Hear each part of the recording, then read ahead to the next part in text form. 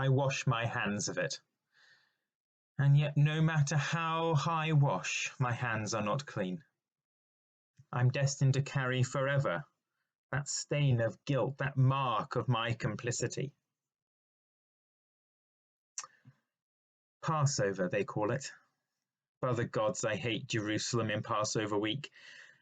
Provincial hordes swarming the streets, the threats of riot and insurrection, that stench of burning flesh. What is it about this religion that demands so many sacrifices, so much blood? We knew there was something afoot, the Sanhedrin scuttling around like rats in the middle of the night. Some upstart young preacher from Galilee of all places challenging their authority. I had heard of the man, who hasn't? Some of my men speak highly of him. One of my centurions in Capernaum swears blind he healed his servant. Make of that what you will, but for all the crowds he gathered, there was no reason to believe he was any threat to law and order. But whatever he had done, one thing was certain. It upset the vested interests. So they brought him in for trial and accused him of, well, anything they could think of. It was obvious from the start. The whole thing was rigged. I should have thrown it out, and I very nearly did, but though I hate to admit it, the Sanhedrin do have their uses, and it suits my purposes to keep them on side. I could sentence him, get the Sanhedrin off my back. I've done it before, and this man, he means nothing to me. I could, but I didn't. Why? The annual Passover pardon. Established by my forebears in honour of the feast, it's a mark of respect, a sign of goodwill. It costs us nothing, and it does help to keep the peace. And it occurred to me that I could give the people a choice, and honour could be satisfied on all sides. There was in the cells a thug, a murderer by the name of Barabbas, and I could offer the people a choice, Jesus or Barabbas. The people would choose Jesus, the Sanhedrin would get their sentence, and I could give him his pardon. But the people chose Barabbas. I mean, were they mad? What twisted logic, what ignorance, and what blindness, what willful disregard for justice can lead a crowd of people to give freedom to a murderer and condemn an innocent man? There was nothing else I could do. So I sent him to his death. An innocent man sacrificed, and for what? To keep the peace? Appease the crowds? I wash my hands of the whole affair. And still I wash.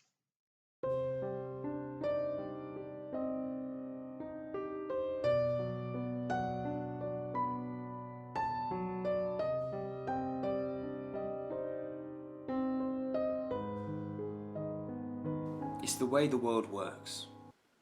There are people above you and people below you. There are masters and slaves. There are Romans and there are foreigners. Barely human, uncivilized. You treat them like animals because that's all they understand. At least, that's what we were brought up to believe.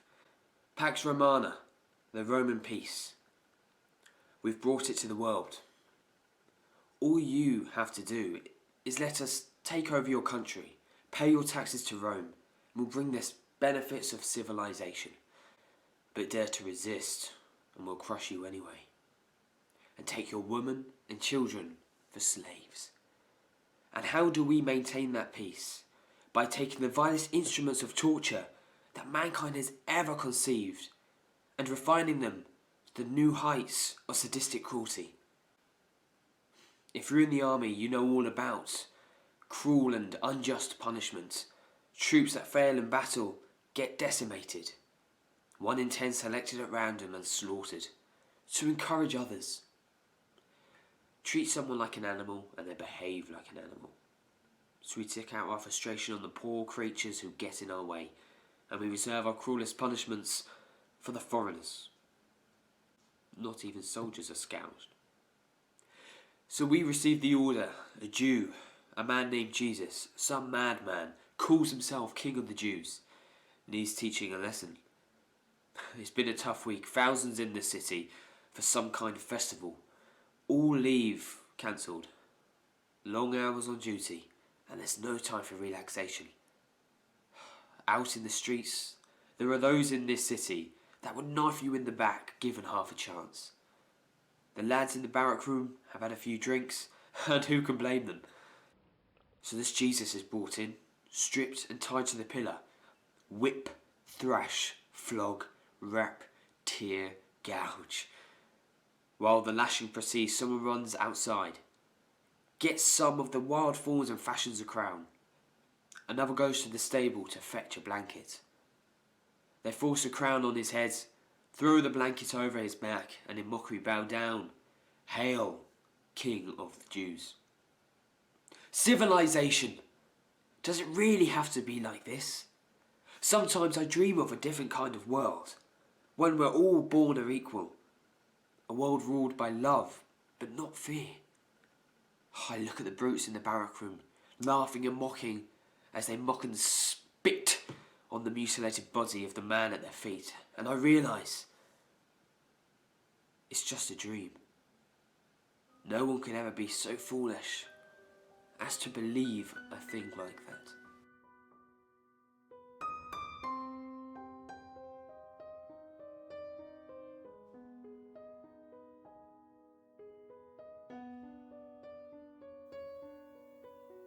It was so cold. I felt so empty. I had to be there, but I couldn't bear to look. And then I saw. I wondered how they could do that. How anyone could be so cruel. Battered and bruised, tortured to the point of death, and then made to carry his own cross. A heavy load for anyone, but nigh on impossible in his condition. I'd heard some of the story from Shazza. It was late when he got in. I could tell from his face that the news was bad. But I didn't realise how bad until later. He'd been serving Herod's supper when there was a disturbance at the door. Jesus had been arrested and sent to Pilate for trial. Because Jesus was a Galilean, because Herod was in town for Passover, Pilate decided that Herod should try him. He couldn't tell me much more than that. Apparently, Herod declined to try him and sent him back to Pilate. I couldn't sleep for the worry. I tossed and I turned, and when I could stand it no longer, I got up and went down to the street.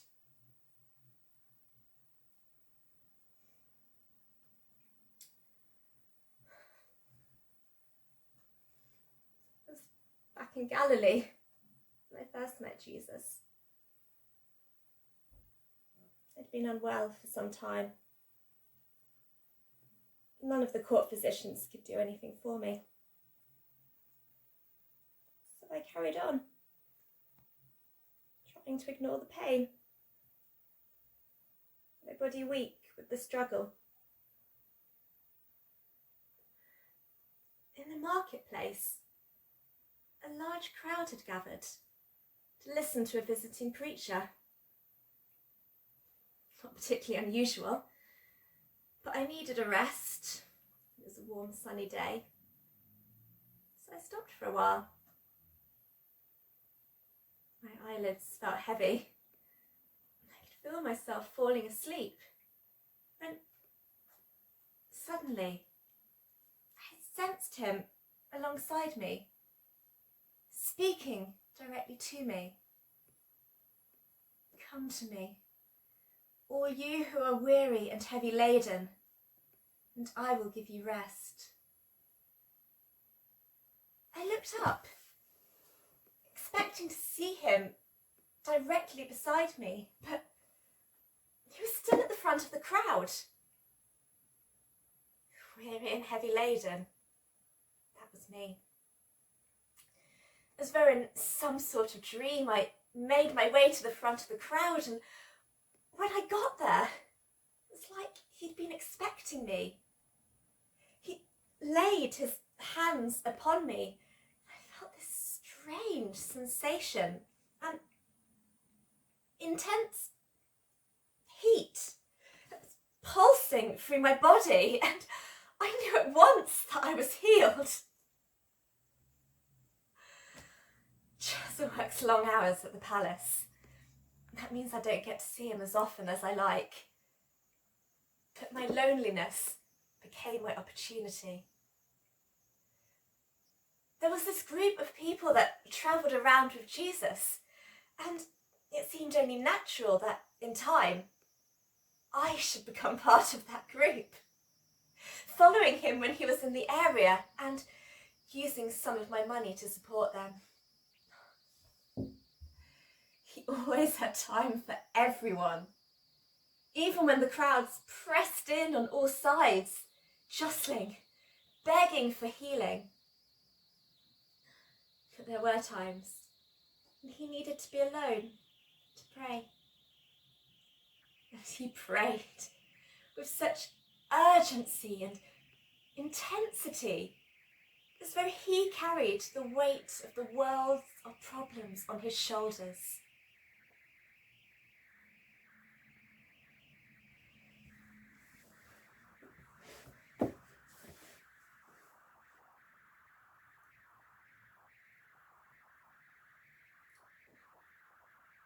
I watched then as he struggled to carry that heavy wooden beam. And I watched as he turned and looked towards me, as his eyes seemed to say, "I'm carrying this for you."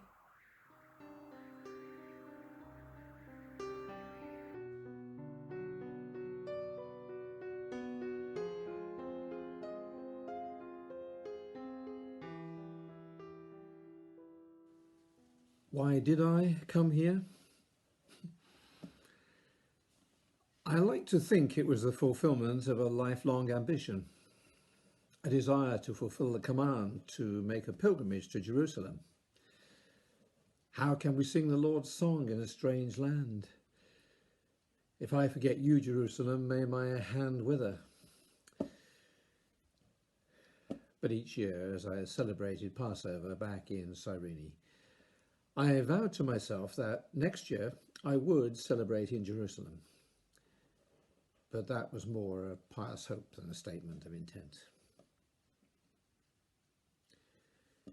And if I'm honest with myself, this is no humble act of devotion. I came on a journey of discovery, an attempt to find myself. I hoped that here in Jerusalem I would find answers that had eluded me back home. I'm not sure what I expected. A spiritual awakening? Reconnection with God? A new beginning? What I encountered was the clamour of the crowd and the smell and the stifling heat of a busy city. I spent Passover at a house just outside Jerusalem, and I returned the next morning disappointed, disillusioned, despairing. "Hey, you, carry this." Deep in thought, I had wandered into a path of a group of prisoners who were being led out for crucifixion. One of them was so far gone he couldn't carry his cross. And as Roman law permits, the soldiers press-ganged me into carrying the cross for him. I was angry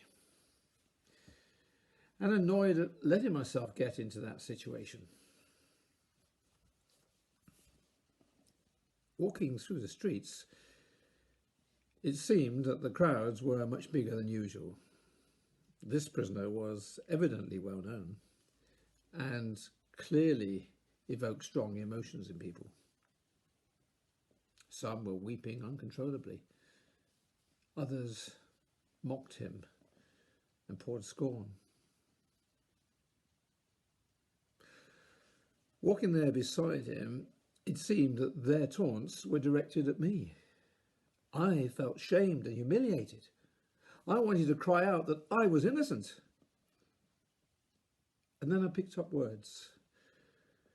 Messiah, King of the Jews, blasphemer. And I thought back to conversations that I had at the beginning of the week and words I dismissed as the fevered imagination of the crowds at festival time. A rumour that the Messiah had come, that people would soon be free.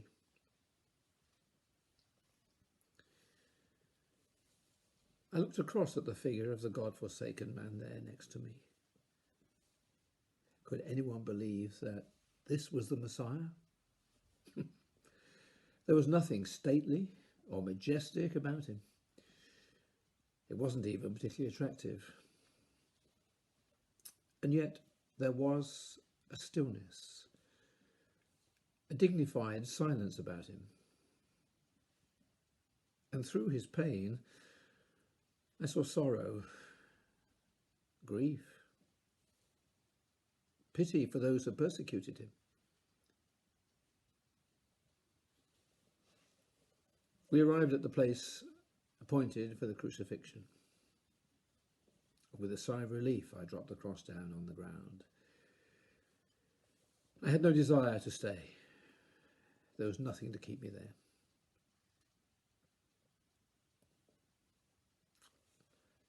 I took one last look at the man whose cross I'd carried. And in that moment, I felt he knew me. Knew the turmoil in my mind, and he understood.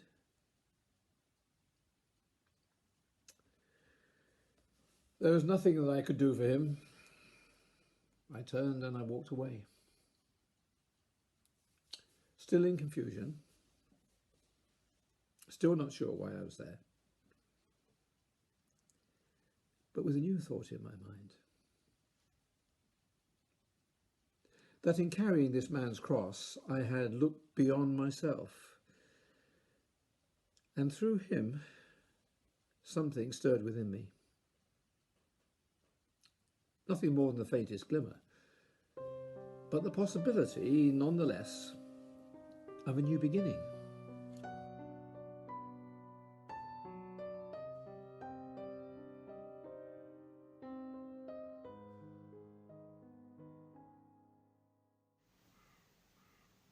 It was a gruesome procession, winding through the city. Jesus and his guards, observers from the Sanhedrin, and in their wake, we who had travelled with him, silently followed on one final journey. But behind us came a different group, pale-faced city dwellers, weeping and wailing for him as they followed along the road. My blood boiled at their hypocrisy. In my anger, I wanted to shout, "Where were you? Why did you not speak out when Pilate offered you the choice?" It was always like that with the city women. For where we sat, entranced by stories of shepherds and farmers, they regarded themselves as too sophisticated to listen to a man from the country, and his words fell on stony ground. For all Jews everywhere, Jerusalem is far more than a city. In our minds is an image of a symbolic Jerusalem, a statement of faith, beautiful Zion, the beating heart of our nation, the meeting place of heaven and earth. But the city of Jerusalem today is a pale imitation of that ideal.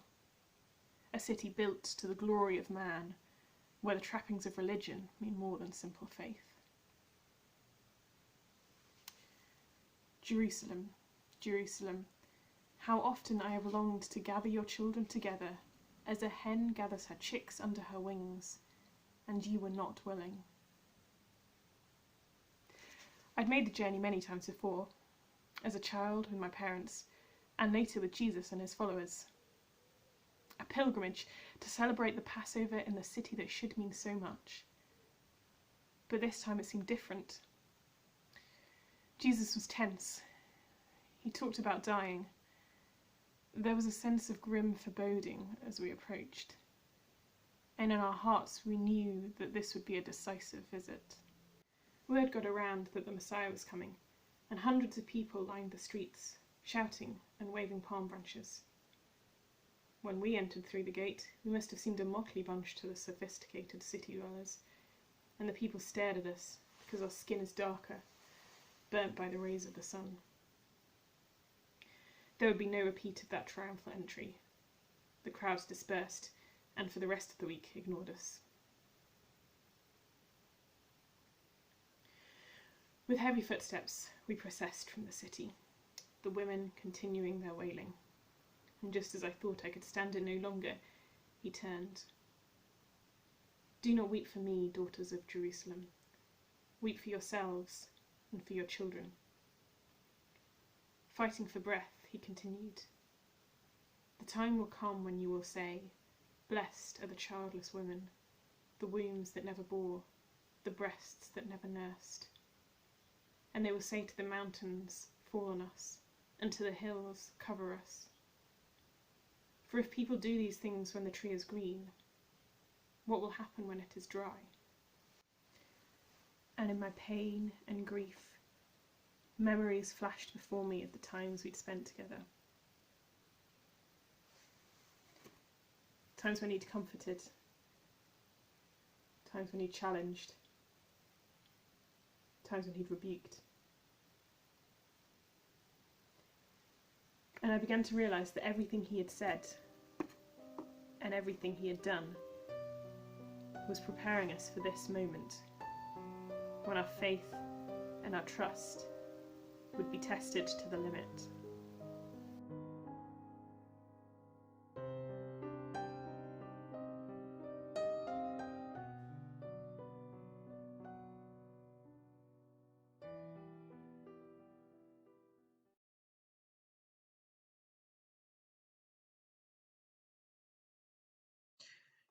And I would just like to add that in the current climate, there is nothing wrong with washing your hands and still washing your hands.